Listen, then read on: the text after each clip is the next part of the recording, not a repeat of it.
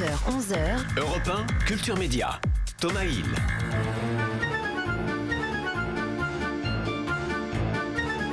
Petite musique de À toute berzingue.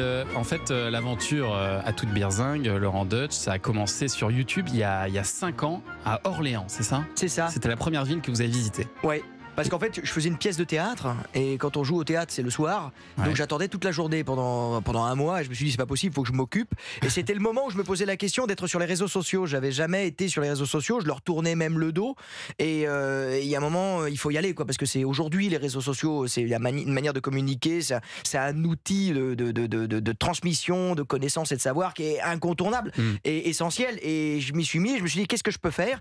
Et tout d'un coup, je me suis dit tiens, pourquoi je ferais pas ce que j'ai fait pour Paris avec Métronome, Ouais. pour les villes de France qui, elles aussi, ont une sublime histoire, une grande histoire, passionnante. Et ça m'a tout de suite plu, émerveillé. Et je me suis rendu compte qu'effectivement, qu'on habite à Paris ou à Orléans, il y a moyen de vivre de très belles histoires. Et votre objectif, c'est de faire 300 villes au total ? Oui, c'est mon grand œuvre. Je me suis donné 10 ou 15 ans pour faire Ah ouais. toutes les plus grandes villes de France, pour ainsi compléter notre album Panini qui est la France.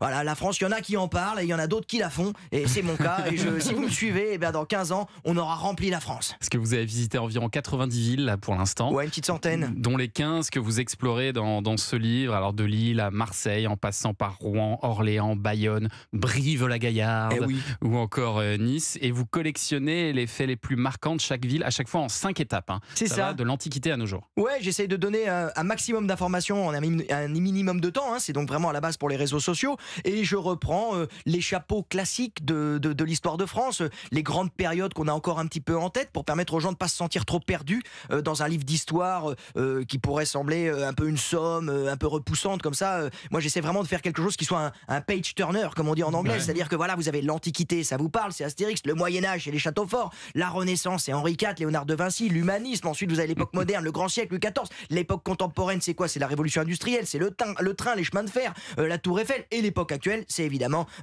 Kylian Mbappé. Voilà. C'est des repères simples, mais là, on a fait 2000 ans d'histoire. Mais ça va d'Astérix à Kylian Mbappé, ça C'est parle à fort. tout le monde. C'est ça. finalement. À toute berzingue, c'est vraiment votre mode de vie, on peut le constater. Vous parlez vite. Et d'ailleurs, sur quasiment toutes les photos du livre et qui sont des captures d'écran de votre tournage, vous êtes en train de parler. Vous Ouais. avez il y a toujours la bouche ouverte. Ah ouais, je parle tout le temps. Tout le Je temps. parle tout le temps. C'est Ouais, ça, phénoménal. Et vous parlerez jusqu'à 11h avec nous sur Europe 1. Et dans 2 minutes, on dresse votre portrait sonore. À tout de suite.